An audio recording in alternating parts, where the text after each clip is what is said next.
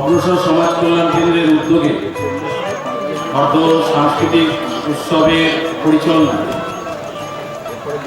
যে বিজ্ঞান প্রদর্শনী চলছে, এই বিজ্ঞান প্রদর্শনীতে গতকাল উদ্বোধন হয়েছে। আপনারা জানেন আজকে আমাদের মধ্যে বিশেষ অতিথি হিসেবে উপস্থিত হয়েছে আমাদের দুজন সম্মানীয় লোক, অর্থাৎ যাদের কথা সকলেই জানেন, যারা মাটির সাথে মাটির সাথে যাদের সম্পর্ক বহু আন্দোলনের সাথে এবং খর্দার মানুষের সমস্ত বিপদে যখনই যেখানে মানুষ বিপদে পড়ে তাদের পাশে গিয়ে যারা দাঁড়ান। একজনের নাম প্রাক্তন কাউন্সিলর, অনেকদিন আগে কাউন্সিলর ছিলেন, গত 3 বছর ধরে তিনি নির্বাচনে দাঁড়ান না, তার নাম শৈবাল। আরেকজন স্বপন সাহা, তিনি এবছরের নির্বাচনে প্রতিদ্বন্দ্বী করেনি ওয়ার্ডটি মহিলা সংরক্ষিত হওয়ার জন্য। ওনারা এমন ব্যক্তিত্ব যে আমরাও রাজনৈতিক ব্যক্তিত্ব, আমাদের কোনো ওয়ার্ড সংরক্ষিত হলে আমরা অন্য ওয়ার্ডে গিয়ে নির্বাচনে দাঁড়াই, ওনারা সেই কাজটি করেন। ওনারা নিজেদেরকে দূরে সরিয়ে নিয়েছে, কিন্তু মানুষের সেবায় ব্রতী রয়েছে এবং দুজনেই বইমেলা কমিটির সাথে ওতপ্রোতভাবে যুক্ত এবং এনাদের নেতৃত্বে, কাজল সিনহা নেই, এনাদের নেতৃত্বে বইমেলা পরিচালিত হয়। সেই সমস্ত দুজন ব্যক্তিত্ব আমাদের বিজ্ঞান মেলা বিভিন্ন স্টল প্রদক্ষিণ করেছেন, দেখেছেন ছাত্রছাত্রীরা কী বলতে চাইছেন, কী প্রজেক্ট নিয়ে এসছেন, সেগুলো তাদেরকে বোঝাবার চেষ্টা করেছে ছাত্রছাত্রীরা, ওনারাও বুঝেছেন এবং ওনাদের কিছু প্রশ্ন ছাত্রছাত্রীদের উদ্দেশ্যে তুলে ধরেছে। এই বিজ্ঞান মেলায় সমস্ত স্কুলে প্রধান শিক্ষক ও শিক্ষিকারা উপস্থিত থেকে বিজ্ঞান মেলা যেমন উদ্বোধন হয়েছেন, প্রত্যেক দিন ছাত্রছাত্রীদের সঙ্গে অনেক শিক্ষক শিক্ষিকারা আসে, তারাই এই বিজ্ঞান মেলা পরিচালনা করে। মঞ্চে আছেন আমাদের শ্রদ্ধেয় দুজন শিক্ষক, একজন দীপক দাস মহাপাত্র, একজন সুকান্ত দত্ত চৌধুরী। আমি সুকান্ত দত্ত চৌধুরীকে আজকে এই সংবর্ধনা বিষয়টি পরিচালনার জন্য অনুরোধ করছি। স্বপনদা এবং শৈবাল দা দুজনই আমার পাড়ারই দাদা, আমি দাদাই ডাকি। আমাদের ব্যাচ করিয়ে সংবর্ধনা দেওয়ার জন্য ভবনাথ হাই স্কুলের জিল্লি মৈত্র এবং বন্দিপুর আইডিয়াল একাডেমির পুরবিদিকে অনুরোধ করছি ব্যাচ করিয়ে দেওয়ার।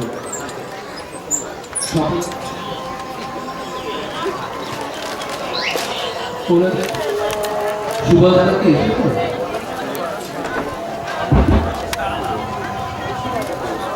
রাষ্ট্রপতি পুরস্কার প্রাপ্ত শিক্ষক, পাতুলিয়া হাই স্কুলের প্রাক্তন সহকারী প্রধান শিক্ষক পুষ্পস্তবক দিয়ে সম্বর্ধনা দিচ্ছে।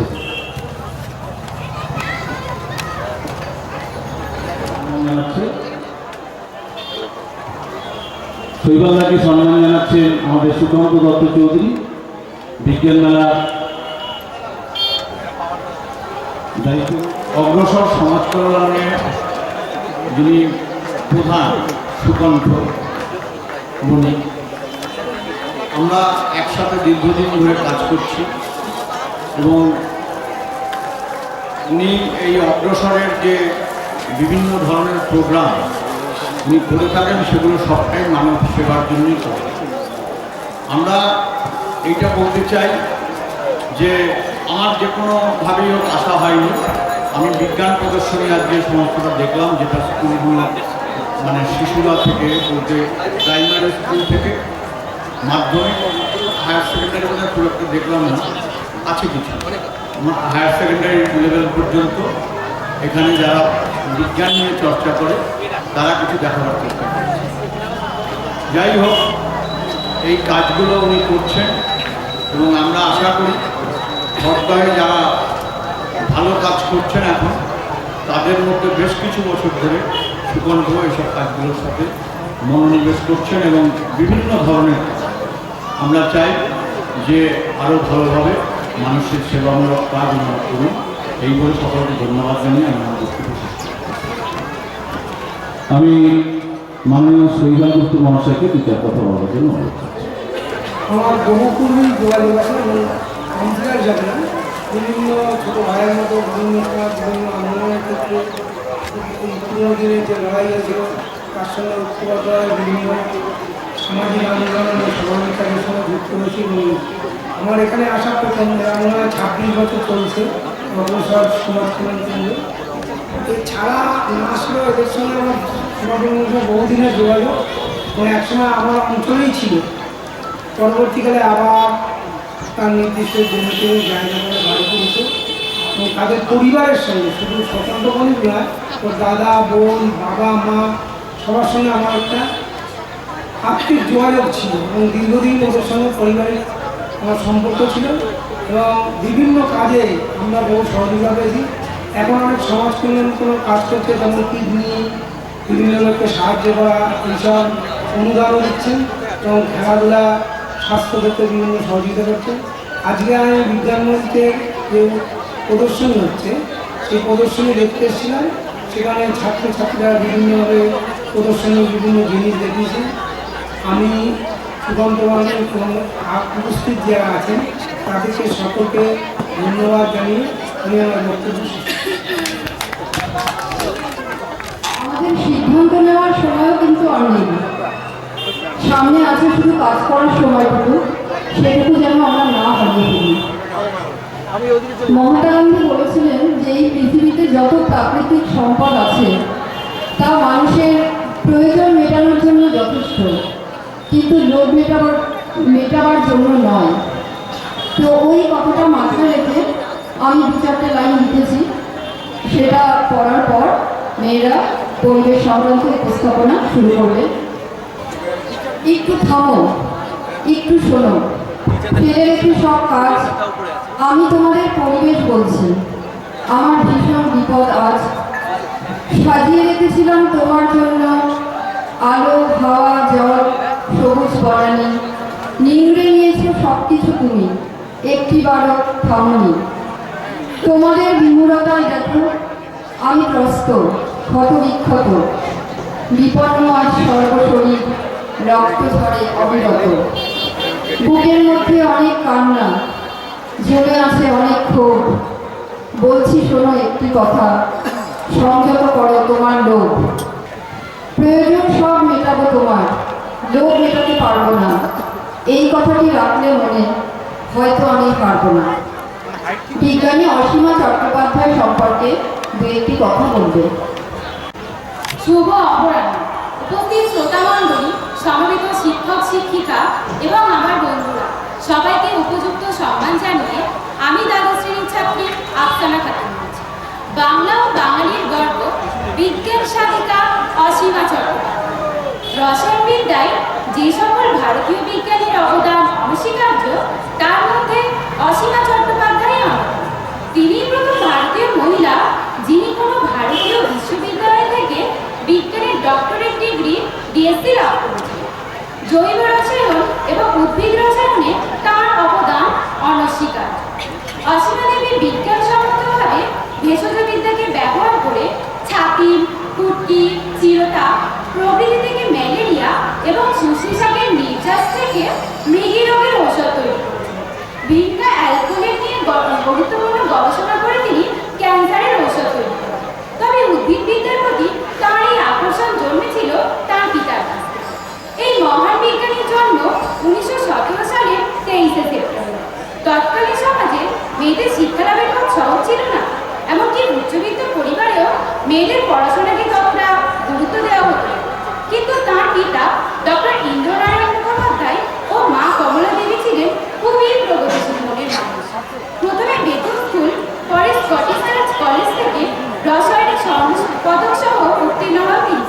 তারপর কলকাতা বিশ্ববিদ্যালয় থেকে জৈব রসায়নের স্নাতকোত্তর ও পরে ডক্টরেট ডিগ্রি লাভ করেন অসীমা দেবী। প্রাচীন সাহিত্য করে জ্ঞান লাভের জন্য তিনি সংস্কৃত শিখেছেন। উচ্চাঙ্গ সঙ্গীতেও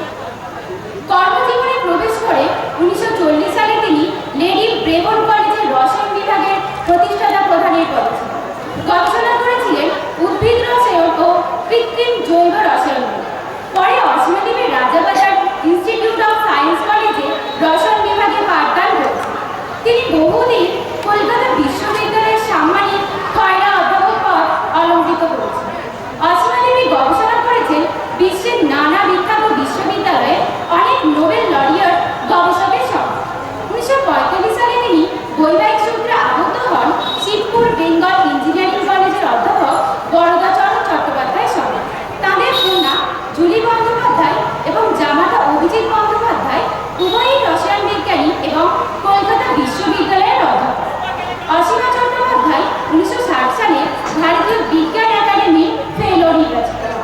1961-তে লাভ করেন শান্তিস্বরূপ ভাটনগর পুরস্কার।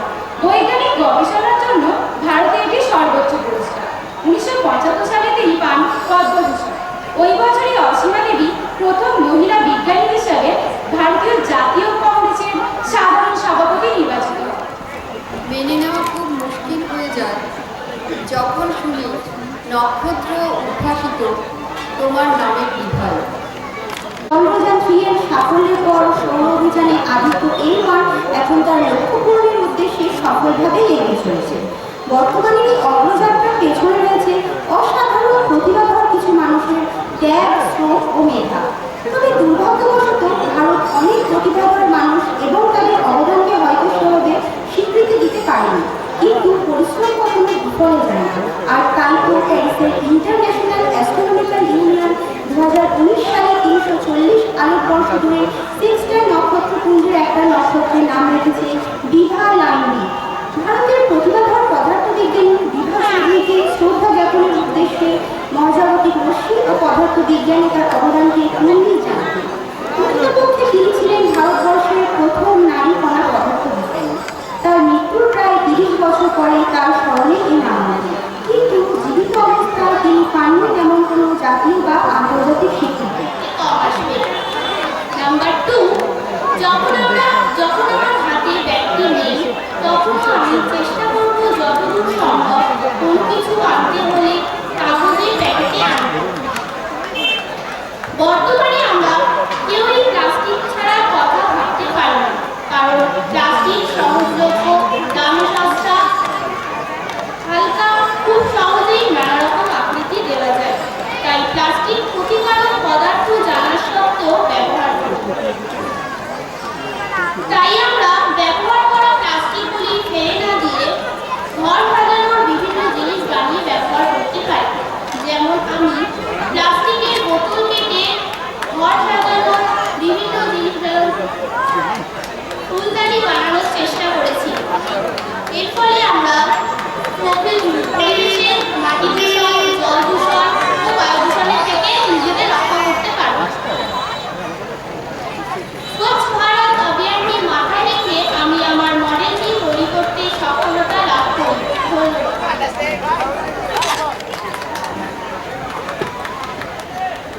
Manage your waste to be happy and healthy. It will save your environment and it will make you wealthy. কাজ করি এবং সেই সব কাজের জন্য বহু রকম জিনিস ব্যবহার করতে হয় এবং কিছু অপ্রয়োজনীয় বলে আমরা ফেলে দিই, যেমন খাবারের প্যাকেট, ভাঙাচোরা খেলনা, শিশি বোতল ভাঙা, কেটে যাওয়া বাল্ব ও টিউবলাইট, প্লাস্টিক ইত্যাদি।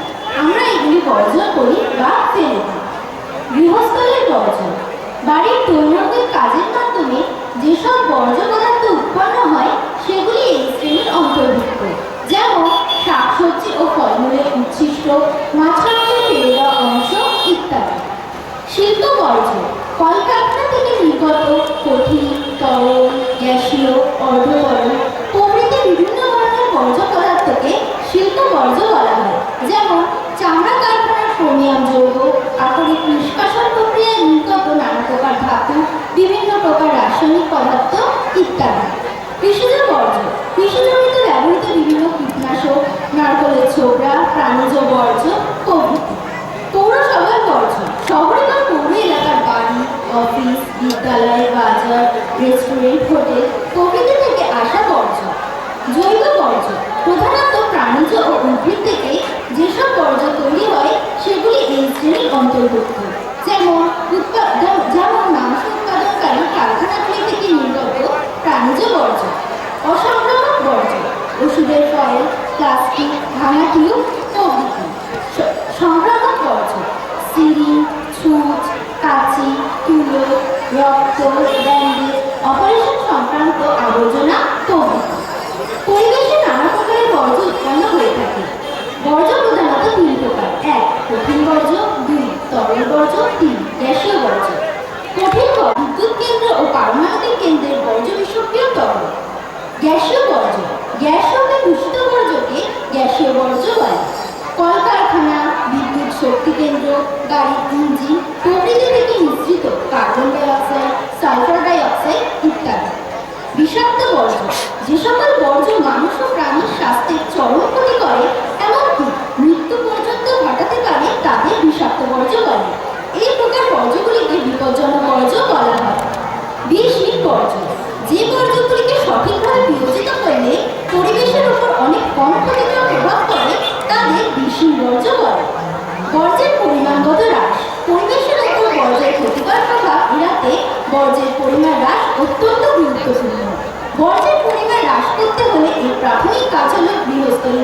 পরিমাণ কমানো। বর্জ্যের পুনর্ব্যবহার। কোনো দ্রব্যকে ব্যবহার করার পর যখন প্রায় সমান বা অন্য কালের লক্ষ্যে দ্রব্যটিকে পুনরায় ব্যবহার করা হয় তাকে পুনর্ব্যবহার বলে।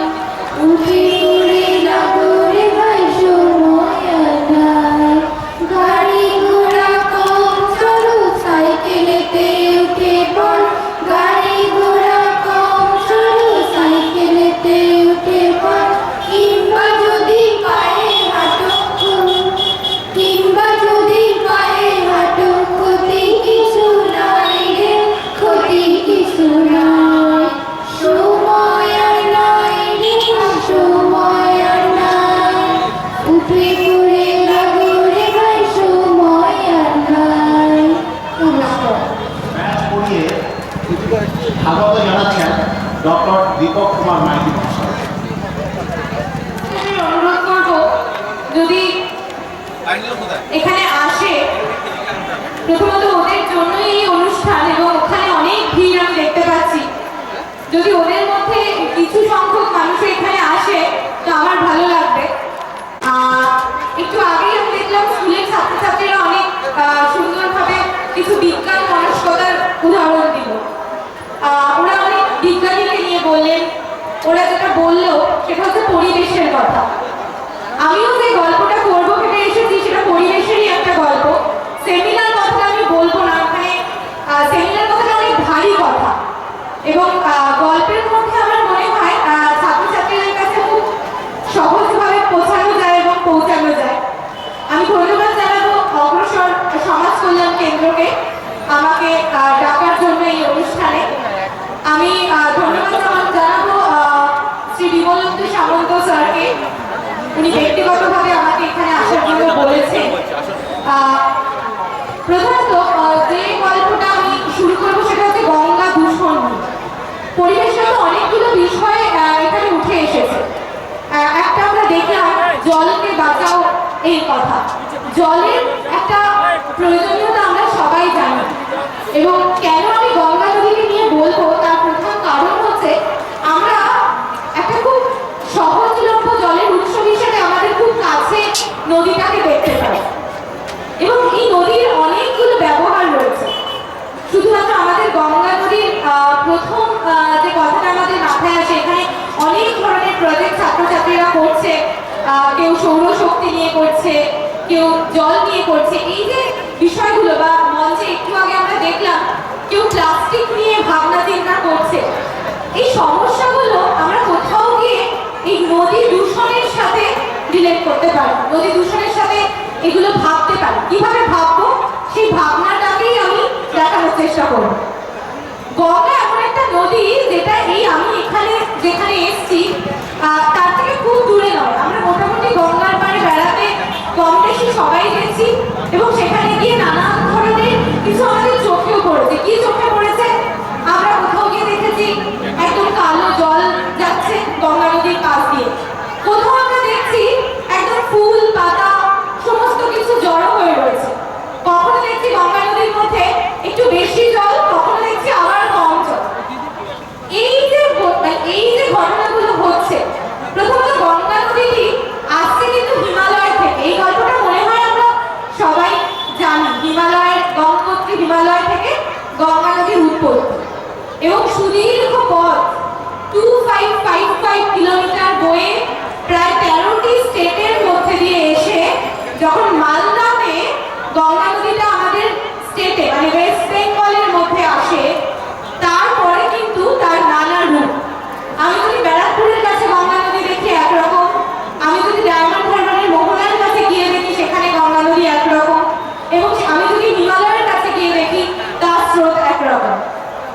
আমরা এখানে যে গঙ্গা নদীটাকে দেখি, আমি একদম সায়েন্টিফিক টার্মগুলো খুব কম ব্যবহার করার চেষ্টা করব। আমি যেহেতু প্রথমেই বললাম সেমিনার নয়, একদম গল্প করতে এসেছি, সেখানে যে কথাটা উঠে আসবে সেটা হচ্ছে টাইডাল, যেটা হচ্ছে আমরা যেটা বলি জোয়ার ভাটা। খুব যদি সহজে বলা যায়, আমরা জানি একটা নির্দিষ্ট টাইমে এই নদীটায় জোয়ার আসে, ভাটা আসে, কখনো জলস্তর অনেকটা বেড়ে যায় এবং আমাদের যদি ব্যক্তিগত অভিজ্ঞতা থাকে কোনো নদীর মধ্যে জোয়ারের সময় যাওয়া,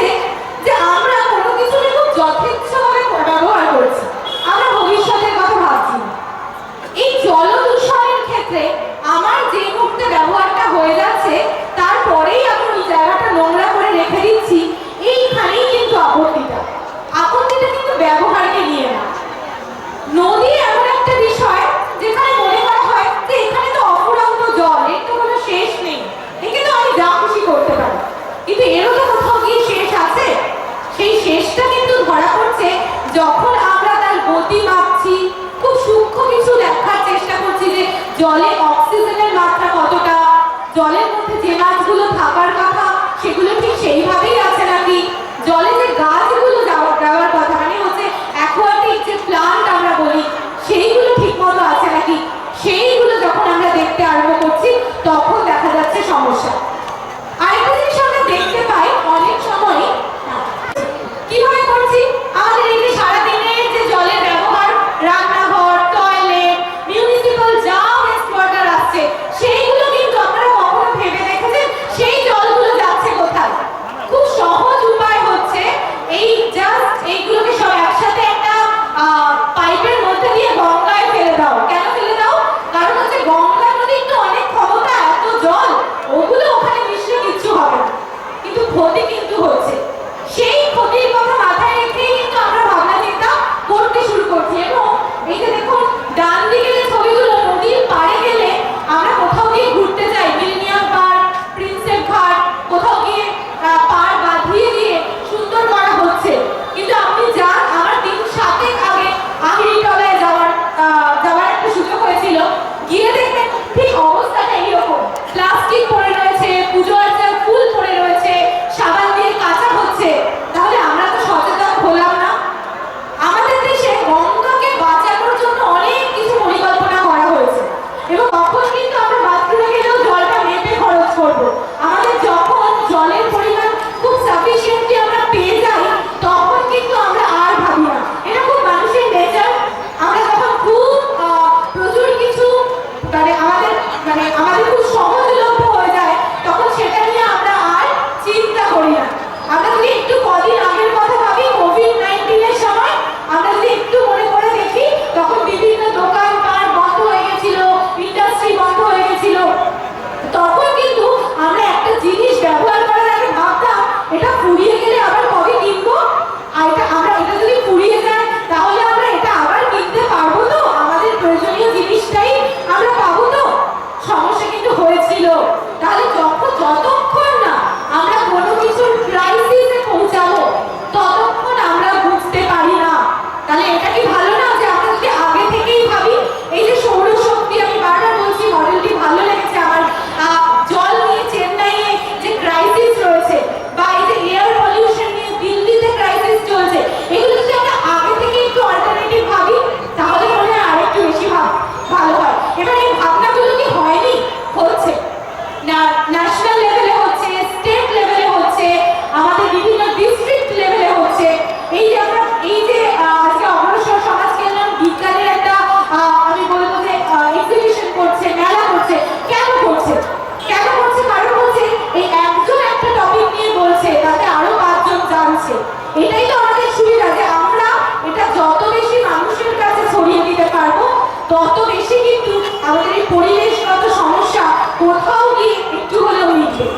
আমি যে বললাম এই যে টাইডাল রিভার, জলটা কিন্তু এরকম ঘুরে ঘুরে এক জায়গা থেকে আসে, একটা নির্দিষ্ট দিকে আসে। সুতরাং আমার ডান দিকে যদি একটা ক্যামেল থাকে আর আমি যেখানে দাঁড়িয়ে আছি সেখানে যদি একটা ঘাট থাকে তাহলে কিন্তু এই জলটা এদিকেই আসবে এবং আমি হয়তো ওই ক্যামেলটাকে দেখতে পাচ্ছি না, নোংরা জলটা অজান্তেই আমার ঘাটে এসে যাচ্ছে। এই ভাবনাগুলো কোন স্তরে গিয়ে এসছে। এই গঙ্গা গ্রাম প্রজেক্টটার মাথায় রেখে এছাড়াও বিভিন্ন রকম গঙ্গা গ্রাম, জানা গঙ্গা এরকম ধরনের প্রয়োজনীয়তা রয়েছে। যেরকম গঙ্গা রান নামে হচ্ছে, আমরা যেরকম ম্যারাথন বিভিন্ন প্রতিযোগিতা দৌড়ে করি, সেরকম মানুষকে সচেতন করার জন্য গঙ্গা নদীকে কেন্দ্র করে এই ধরনের কিছু কমিউনিটি বেসড কাজকর্ম করা হচ্ছে।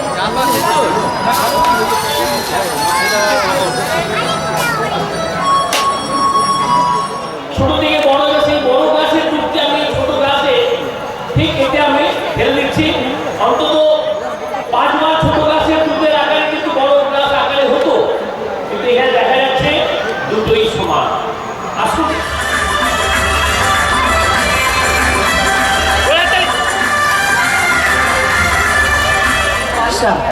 ঠিক করে বলো, রবি সোম কেতু বাদ দাও, রাহু জানুয়ারি মার্চ, পাঁচটা। অন্ধকার, সত্যি আমরা অন্ধকারই আছি। চলে আসো, আমার পিছনে আলো আছে, চলে আসো। হ্যাঁ, আস্তে আস্তে মঞ্চে প্রচুর আলো, চলে আসো। আমরা কেন অন্ধকার? খুব সুন্দর। ধন্যবাদ। वर्ल्ड का बादशाह हूँ मैं, बादशाह। हुसन तेरा तौबा तौबा तौबा तौबा, हुसन तेरा तौबा तौबा तौबा तौबा। इस नाचीज को टिकटॉक कहते हैं। नेता, अभिनेता, खिलाड़ी, बच्चा, कोई मेरे आगे टिक नहीं सकता। मैं इंस्टाग्राम हूँ, मैंने सबको पागल करके रखा है, स्पेशली उन युवाओं को, उसको और इसको भी। और मुझे तो आप लोग जानते ही होंगे, मैं हूँ फेसबुक। मुझसे ही तो ये सोशल मीडिया का दौर शुरू हुआ है।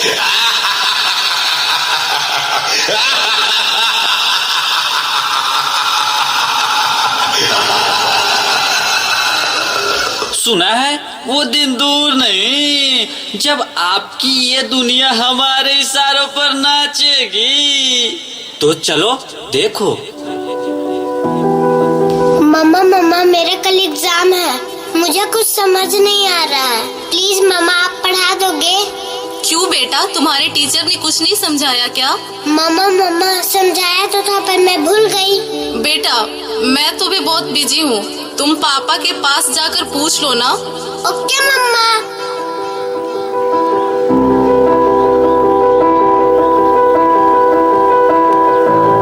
पापा कल मैथ्स का एग्जाम है, मुझे कुछ समझ नहीं आ रहा है, आप पढ़ा दोगे प्लीज? बेटा, I am already getting late, मुझे ऑफिस का काम है, मैं आकर पढ़ाता हूँ। ओके पापा।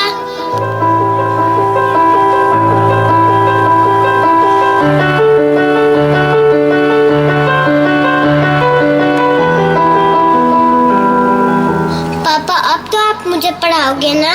बेटा, मैं बहुत थक गया हूँ और ऑफिस का काम भी है, तुम मम्मा के पास चली जाओ। ओके पापा।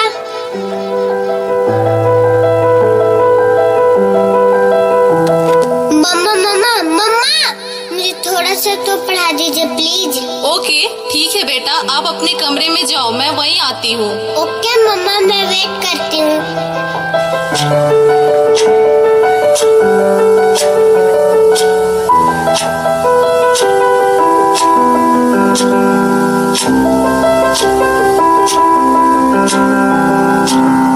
ओ गॉड, मम्मा को कितना देर हो गया, मम्मा तो अब तक नहीं आई। क्या करूं? मैं तब तक नेट पे सर्च ही कर लेती हूँ। देखो एक और शिकार, इसे भी अपने जाल में फंसाते हैं। आजा गुफा आजा गुफाओं में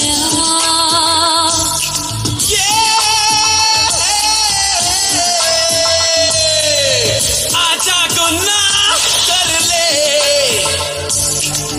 आजा गुनाह कर ले। नादान लड़की, तुम मेरी जाल में पूरी तरह से फंस चुकी हो कि तुम मेरा शिकार हो चुकी हो।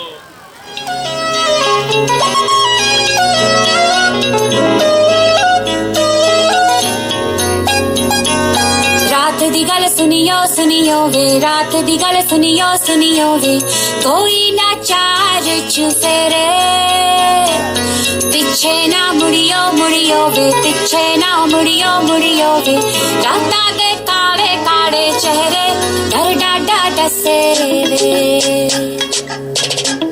और मंजिल हंसे वे।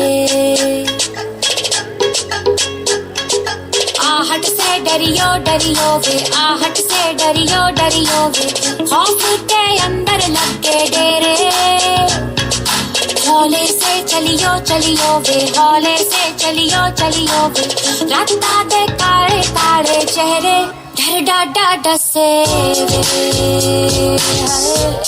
और मंजिल हंसे वे, डर डाडा डसे वे। क्या हुआ बेटा, क्या हुआ? तुम खड़े खड़े क्या देख रहे हो? डॉक्टर को जल्दी फोन करो। पता नहीं मेरी बेटी को क्या हो गया है।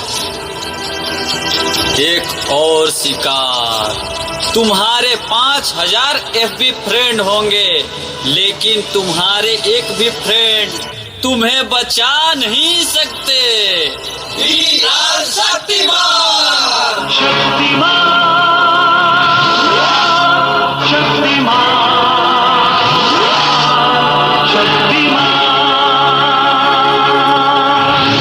देखिए, घबराने और चिंता करने की कोई बात नहीं है। सोशल मीडिया का ज़्यादा उपयोग करने से आपके बच्चे की ये स्थिति हुई है। अभी उसे अपनेपन की ज़रूरत है। आप उसे ज़्यादा से ज़्यादा मोटिवेट कीजिए ताकि वो अपने रियल फ्रेंड्स के साथ ज़्यादा से ज़्यादा समय बिता सके। इसी से उसकी रिकवरी जल्दी होगी। Okay doctor, thank you. कैसा वक्त आ गया है, हम अपने रिश्तों से ज्यादा वक्त सोशल मीडिया को दे रहे हैं। भूल जाते हैं वो खुशियाँ जो अपनों के साथ रहने में है। दूसरों की तकलीफों का मजाक बना देते हैं और अपनी तकलीफों का स्टेटस बना लेते हैं। हम इतना जरूरत से ज्यादा उपयोग करते हुए भूल रहे हैं कि सोशल मीडिया ही हमारा उपयोग कर रहा है।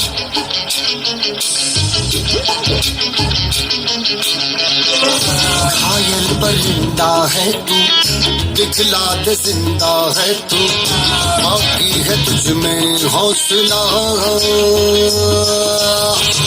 तेरी जुनू के आगे अंबर पनाही मांगे, कर डाल तू जो फैसला। रूठी तकदीरें तो क्या, टूटी शमशीरें तो क्या, टूटी शमशीरों से ही हो।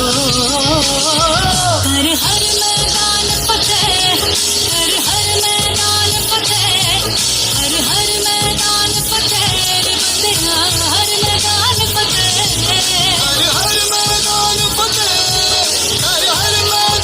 फतेह, कर हर मैदान फतेह, कर हर मैदान फतेह, कर हर मैदान फतेह, बंदिया हर मैदान फतेह। रुको बेटा, मोबाइल की क्या जरूरत है, मैं तुम्हारी मदद करती हूँ तुम्हारा प्रोजेक्ट बनाने में। हर मैदान फतेह, बंदिया हर मैदान फतेह।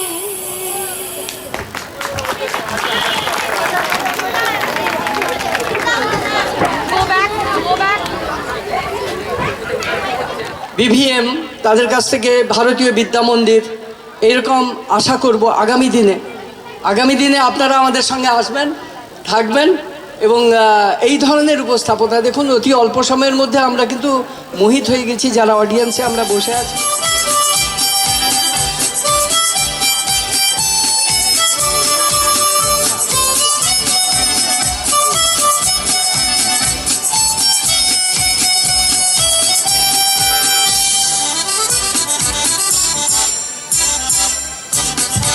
এই লম্বা দড়ি যদি লম্বাভাবে খুলে এখান থেকে প্রায় সিঁড়ি অবধি যাবে, প্রথম যে প্রবেশ পথ সেখানে অবধি যাবে।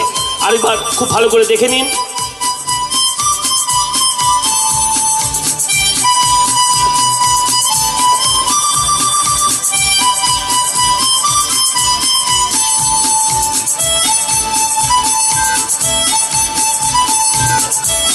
আর ঠিক এই লম্বা দড়ির প্রথম এবং শেষ প্রান্ত যদি যোগ করে দিই তাহলে ওটা কি দাঁড়াবে? কি দাঁড়াবে ওটা? লম্বা দড়ির প্রথম এবং শেষ প্রান্ত যদি যোগ করে দিই তাহলে কি দাঁড়াবে? সার্কেল, তাই তো? একটা বৃত্তাকার হয়ে যাবে। তাই দুটো মুখ এখানে আমি জয়েন করে দিচ্ছি।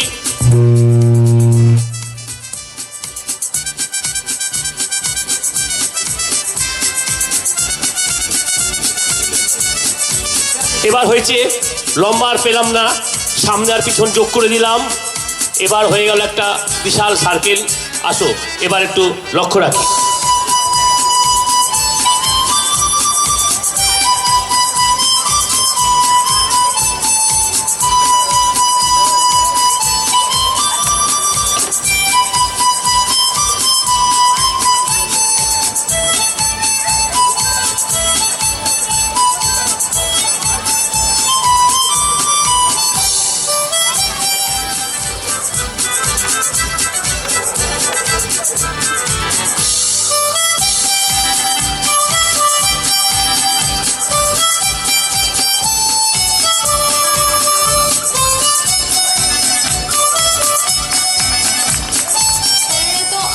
ইন্ট্রোডাকশন দিয়েই দিয়েছেন, তো এখানে আর ফার্দার আমার নিজের ইন্ট্রোডাকশন দেওয়ার কোনো প্রয়োজন নেই। So good afternoon to everyone. আমরা একটু লেটই হয়ে গেল এই জাস্ট ব্যাপারটা প্রসেসিং করতে। তো so green hydrogen, basically the green hydrogen means, আমরা এখানে যেটা ভাবছি সেটা হচ্ছে হাইড্রোজেনটা কিন্তু সবুজ নয়, হাইড্রোজেনের কালার কিন্তু কিছু নেই, সেটা সম্বন্ধে আমরা একটু আসব। গ্রিন হাইড্রোজেন এই টার্মটার এখানে মানে যেটা হয় সেটা হচ্ছে it is a source of clean energy. So clean energy, clean মানে দূষণ মুক্ত, তো এই দূষণ মুক্ত এনার্জি সোর্স, এই টার্মিনোলজিটা থেকে এসছে এই নামটা সবুজ হাইড্রোজেন বা গ্রিন হাইড্রোজেন। আপনারা কাইন্ডলি এটা নোট করতে পারেন যদি ফার্দার কোনো কোয়ারিজ কিছু লাগে। সো হাইড্রোজেন, হাইড্রোজেন সম্বন্ধে আমরা সবাই জানি। হাইড্রোজেন ছাত্রছাত্রী বন্ধুদের একটু জিজ্ঞাসা করব, যদিও আমার এখানে অনেকটাই লেখা আছে, হাইড্রোজেন সম্বন্ধে কি আমরা জানি, একটু কিছু পড়েছি? আচ্ছা, হাইড্রোজেন আমরা একটা গ্যাস, হ্যাঁ, তো এটা পিরিয়ডিক টেবল বা পর্যায় সারণী যাকে বলা হয়, তার মধ্যে আমরা হাইড্রোজেনের ফার্স্ট এলিমেন্ট সেটাই হচ্ছে আমাদের হাইড্রোজেন। এখানে হাইড্রোজেন সম্বন্ধে আমরা আগে যেটা জাস্ট আমরা একটু শুনে নেব, যেটা হাইড্রোজেনের কি আছে, হাইড্রোজেনটা দেখতে কেমন। Hydrogen is a diatomic molecule. Diatomic means যদি আমরা দুটো হাইড্রোজেন অ্যাটমকে জাস্ট একসাথে কম্বাইন করি দেন আমরা পাই হাইড্রোজেন মলিকিউল। এই হাইড্রোজেন মলিকিউল একটা গ্যাস, তবে নেচারে কিন্তু এই হাইড্রোজেন মানে অ্যাটমসফিয়ারে এই হাইড্রোজেন কিন্তু খুব বেশি পরিমাণে আমরা পাই না। এই হাইড্রোজেন একটা শক্তির একটা পোটেনশিয়াল রিসোর্স, মানে একটা সম্ভাবনা শক্তির একটা উৎস, কিন্তু এই হাইড্রোজেনকে প্রকৃতিতে আমরা পাই না। সেজন্য আমি এখানে লিখেছি hydrogen is a trace gas in the earth atmosphere and its percentage is about 1 part per 1000 volume। মানে আমি যদি 10,000 ভলিউম যদি নিই তার মধ্যে আমি 1 ভাগ হয়তো পাবো হাইড্রোজেনকে। তাহলে নেচারে এই হাইড্রোজেনটা জেনারেলি পাওয়া যায় না, মানে অ্যাটমসফিয়ারে পাওয়া যায় না। তাহলে এটাকে আমরা কিভাবে ইউজ করব, কিভাবে এটাকে আমরা এনার্জি রিসোর্স হিসাবে ইউজ করতে পারি? এখনো পর্যন্ত খুব ভালোভাবে ইউজ হচ্ছে না, কিন্তু এর মধ্যে একটা সম্ভাবনা আছে। সেই জন্যে এখানে ব্যবস্থাটাকে বলা হচ্ছে এটি একটি অত্যন্ত সম্ভাবনাময় বা পোটেনশিয়াল পরিষ্কার শক্তি, মানে clean energy resource.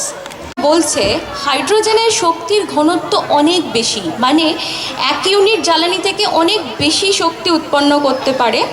Literature survey যেটা বলছে 120 মেগাজুল পার কিলোগ্রাম এই পরিমাণ এনার্জি হাইড্রোজেন তৈরি করতে পারে, যেখানে গ্যাসোলিন দিচ্ছে only 44 megajoule per kilo KG and diesel দিচ্ছে 45.5 megajoule per KG. So compare to the diesel, যেটা কনভেনশনাল ফিউল আমরা ইউজ করছি, compare to the diesel and the gasoline, এর এনার্জি ডেন্সিটি অনেক বেশি, মানে একটু ইউনিট পার ইউনিট বার্নিংয়ে অনেক বেশি এনার্জি দিতে পারে। That is also very important property of the hydrogen. এখানে হাইড্রোজেন নিয়ে ভাবার মেন উদ্দেশ্যটাই হচ্ছে একটাই, সেটা হচ্ছে প্রকৃতিকে বাঁচিয়ে রাখা। প্রকৃতিকে বাঁচিয়ে রাখা মানে মেনলি যে কনসার্নটা আমাদের রয়েছে সেগুলো আমরা দেখছি কি চারপাশে প্রচুর পরিমাণে কোথাও না কোথাও হিট ওয়েভ হচ্ছে, কোথাও দেখছি আমরা ফ্লাডস হচ্ছে। তো এরকম রিপোর্টস কিছু আমরা সবসময় নিউজ পেপারে দেখতে পাই যেগুলো আনন্যাচারাল ইনসিডেন্টস হচ্ছে।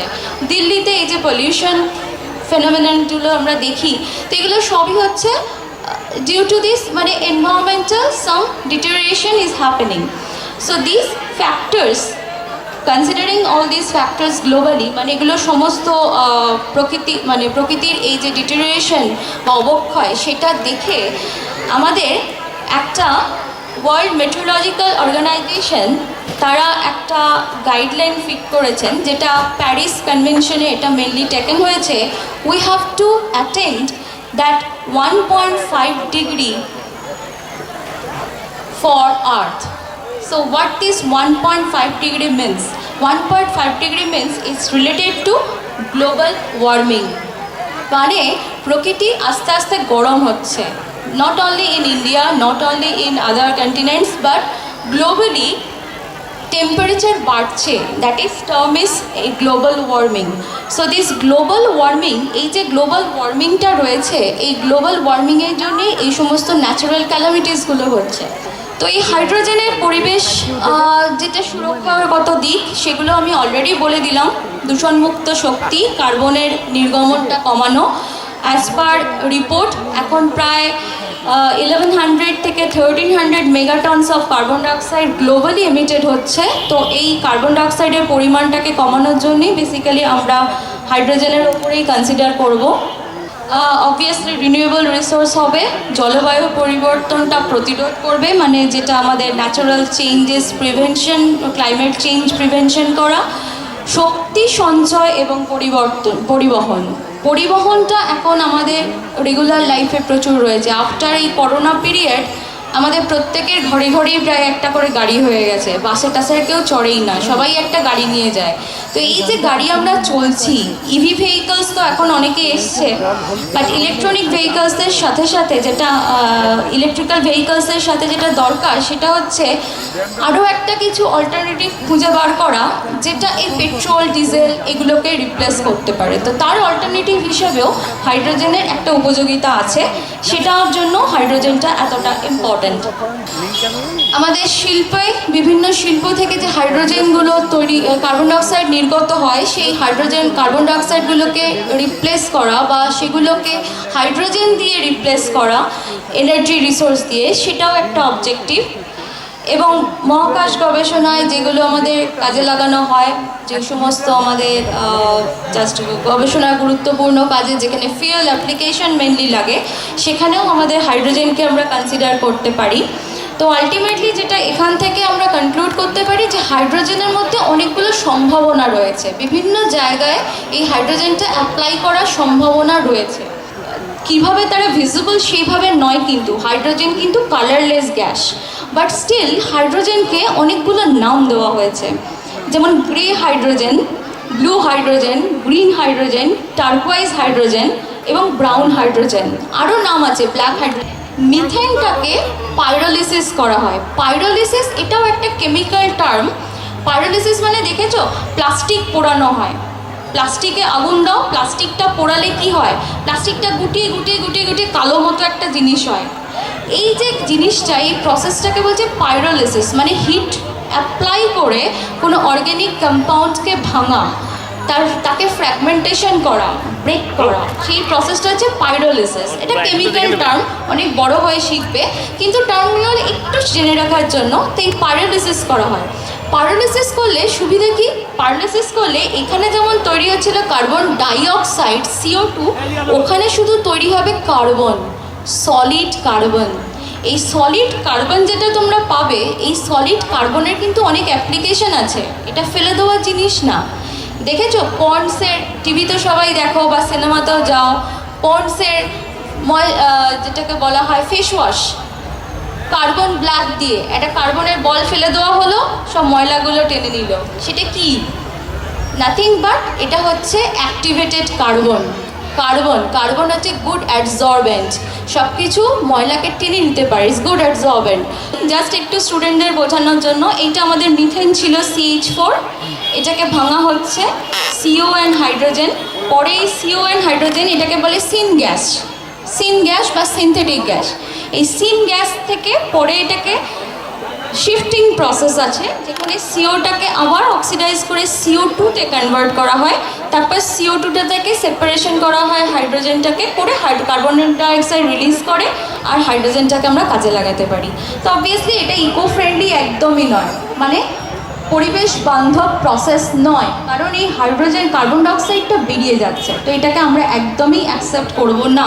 এটা এখন কিন্তু করা হচ্ছে ইন্ডাস্ট্রিয়ালি, যেটা করা হয় syn gas is very important in petroleum industry, এবং এভাবেই আমরা হাইড্রোজেনটাকে কিন্তু এখন তৈরি করছি, মার্কেটে তৈরি হচ্ছে। এটা এই কেমিক্যাল প্রসেসগুলো ইনভলভ, এতটা আমাদের ছাত্র বন্ধুদের জানার দরকার নেই, জাস্ট আমাদের দেওয়ার জন্য খালি দামটা একটু লক্ষ্য করতে বলবো। প্রোডাকশন কস্ট হচ্ছে 250 rupees per kg. So the cost is only 250 per kg for the hydrogen synthesis. কস্টটা কেন দেখতে বলছি, আমাদের ইন্ডিয়ান সাইকোলজি কি বলে, আরে ভাই আগে কত পয়সা দেখি, পয়সার ব্যাপারটা আগে।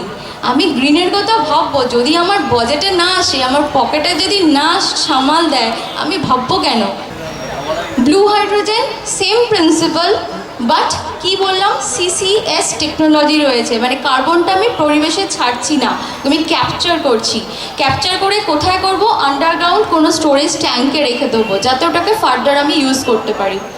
তো সেখানে এই যে গ্রিন হাইড্রোজেন প্রসেস, কস্ট কত বেড়ে গেছে। কেন বেড়ে গেল? ওই সিসিএস টেকনোলজিটাকে যে ঢুকিয়ে দিয়েছি। তো সিসিএস টেকনোলজির জন্য এখন প্রায় এটা 400 টাকার কাছাকাছি পৌঁছে গেছে, তাহলে দাম বাড়ছে।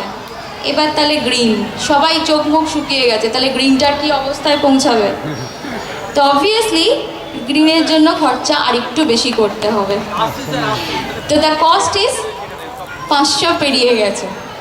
তো সবার তাহলে ভাবনা চিন্তা এখান থেকেই শুরু, যদি এতটাই খরচা হয় তাহলে আমরা এটা কেন করতে যাব? তো ইলেকট্রোলাইসিস প্রসেস সব ভালো, কিন্তু খরচাটা বড্ড বেশি হয়ে গেছে ভাই, এটা আমরা অ্যাফোর্ড করতে পারবো না, এই চিন্তাটাই মাথায় আসে। তো ঠিক আছে, চিন্তাটা মাথায় আসুক। এটা একটা কম্প্যারিজন চার্ট ফর স্টুডেন্টস, যদি কেউ ইন্টারেস্টেড থাকে একটু দেখতে পারো, তেমন কিছু না হলে এটা আমি স্কিপ করছি। পিঙ্ক হাইড্রোজেন, এটা তো পিঙ্ক হাইড্রোজেন যেটা বললাম, radio active nuclear power station থেকে যে জলটা পাওয়া যায় তাকে ইলেকট্রোলাইসিস করে আমরা এখান থেকে পিঙ্ক হাইড্রোজেনটা তৈরি করতে পারি। And turquoise hydrogen, turquoise hydrogen হচ্ছে সেম প্রসেসেই করা হয়, মিথেনটাকে ভাঙা হয়, ভেঙে এখান থেকে হচ্ছে আমার কার্বন ব্ল্যাক। কার্বন ব্ল্যাক মানে যেটা হচ্ছে গ্র্যানুলার কার্বন বা কার্বন পাউডার পাচ্ছি, তার সঙ্গে hydrogen. So it is environmentally অনেকটাই সেফ, কারণ কার্বনটা আমি এখান থেকে রাখতে পারি। তো এই সবুজ হাইড্রোজেনটা তাহলে কি বোঝা গেল? এটা সব থেকে ভালো, এটা দাম সব থেকে বেশি, এটা ইউজ করলে অবশ্যই প্রকৃতি বান্ধব একটা প্রসেস হবে, এবং গ্রিনহাউস গ্যাসটাকেও আমরা এখান থেকে রিমুভ করতে মানে এলিমিনেশন হবে গ্রিনহাউস গ্যাসের এফেক্টটা। তো এই যে সুবিধাগুলো সহ এখানে স্টুডেন্টদের জন্য কিছু টার্ম সুবিধা যদি বলতে চাই, যেমন প্রথমটা হচ্ছে reduce carbon emission, energy conservation আর সাস্টেনেবল, টেকসই। প্রসেসটা টেকসই, চলবে চলবে চলবে, জল যতদিন আছে ততদিন চলবে। তো এই জন্য প্রসেসটা ইজ এ সাস্টেনেবল প্রসেস। তাহলে it is a green process as well as it is a sustainable process. তাহলে এখন সব ইন্ডাস্ট্রি সব জায়গায় দেখবে একটাই টার্ম বলে, সাস্টেনেবল কি ভাই? টেকসই, অর অ্যান্ড গ্রিন কি না? তো it is obviously green and sustainable, এই দুটো ক্রাইটেরিয়াই কিন্তু মেনটেন করে গ্রিন হাইড্রোজেন। যে এই যে স্যার বলছিলেন কলকাতায় চলছে, গাড়ি চলছে, জলে চলছে, তো এই যে evolution of hydrogen based, hydrogen fuel based যে কার বা অটোমোবাইলস, তার একটা হিস্ট্রি এখানে আমরা পেয়েছি। তো এই হিস্ট্রি থেকে দেখা যাচ্ছে যে প্রসেসটা কিন্তু অনেক দিন আগেই শুরু হয়ে গিয়েছিল, 1800-তে প্রায় শুরু হয়ে গিয়েছিল। অ্যান্ড 2021-এ আমরা এখন যে গাড়িগুলো চড়ছি, বেশিরভাগ ক্ষেত্রেই ওরা কিন্তু সব বড় বড় কোম্পানি ট্রাই করে নিয়েছে যে এই হাইড্রোজেনটাকে ইউজ করে ওরা কিভাবে এই গাড়িগুলোকে জাস্ট পেট্রোল অ্যান্ড ডিজেলকে রিপ্লেস করে হাইড্রোজেন বেসড ফুয়েল দিয়ে করা যায়। সব বড় বড় কোম্পানি ট্রাই করেছে, টয়োটা ফার্স্ট করেছিল, তারপরে হুন্ডাই করেছে, হন্ডাও করেছে, ইভেন বিএমডব্লিউ কিন্তু এখন এই হাইড্রোজেন ফুয়েল সেল ইউজ করছে, যে এই হাইড্রোজেন ফুয়েল সেলটাকে ইউজ করে জাস্ট পেট্রোল বা ডিজেলকে রিপ্লেস করে আমরা জাস্ট গাড়িটাকে ড্রাইভ করতে পারি।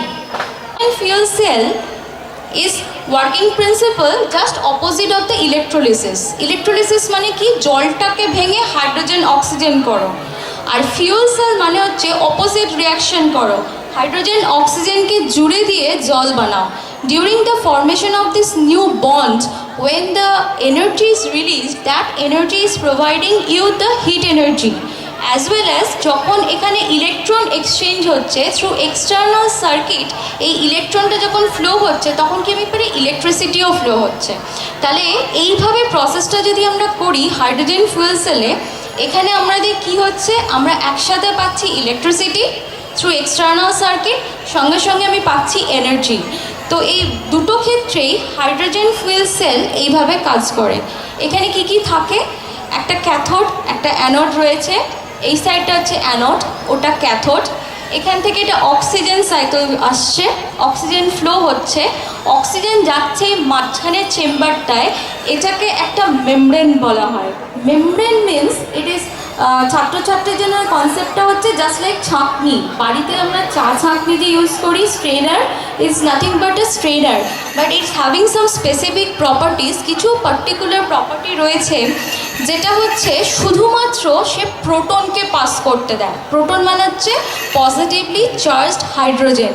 ওর প্রপার্টিটা এমনভাবেই কন্ট্রোল করা হয় শুধু পজিটিভলি চার্জড হাইড্রোজেনটা ওই মেমব্রেনটা পাস করে এদিকে আসবে।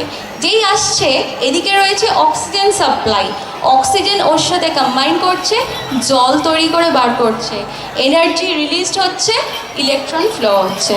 So that is the basic simple working principle of the hydrogen fuel cell, and এর নামটা হচ্ছে পলিমার ইলেকট্রোলাইট মেমব্রেন বা PEM technology. PEM based hydrogen fuel cell. তো এই ফুয়েল সেলটা অ্যাপ্লাই করে এইভাবে আমি এনার্জি এবং ইলেকট্রন ফ্লো আমরা মেনটেন করতে পারি, and using this energy and this electron flow আমরা electricity as well as heat energy পাচ্ছি, যেটাকে আমরা বিভিন্ন অ্যাপ্লিকেশনে অ্যাজ এ ফুয়েল হিসাবে ইউজ করতে পারি। That is the working principle of the fuel cell. কে করে দিয়েছে? অ্যাপোলো 11 যে মিশন ছিল, যেটা 1969, সেখানে কিন্তু অলরেডি এই হাইড্রোজেন ফুয়েল সেলই কিন্তু ইউজ হয়েছিল। তো it is not a new one. কিন্তু এই পুরনো জিনিসগুলো আমরা অনেক সময় ভুলে যাই, যখন প্রয়োজন পড়ে তখন আবার একটু ভাবি, হ্যাঁ ওইটা তো হয়েছিল তখন, আচ্ছা ওটাকে এখন করলে তাহলে কেমন হয়। ঠিক সেরকমভাবেই গ্রিন হাইড্রোজেন কনসেপ্টটা আবার ফিরে এসছে, বা হাইড্রোজেন ফুয়েল সেল কনসেপ্টটা আবার ফিরে এসছে। এই যে ব্যাটারিটা ইউজ করা হয়েছিল during this Apollo 11 mission, that was called groups gas battery. এই যে গ্যাস ব্যাটারি মানে কি? গ্যাস ব্যাটারি মানে হচ্ছে হাইড্রোজেন ফুয়েল সেল। এটাও তৈরি হয়েছিল 1839-এ। গ্রুপস এটা ফার্স্ট তৈরি করেছিলেন, এটাকে বলা হয় গ্যাস ব্যাটারি। এই এলিমেন্টাল ক্যারেক্টারটা কে করেছিলেন? নামটা চেনা চেনা লাগছে, রবার্ট বয়েল। বয়েলের সূত্র আমরা পড়েছি, উনি কিন্তু এইটাকে ফার্স্ট ক্যারেক্টারাইজ করেছিলেন।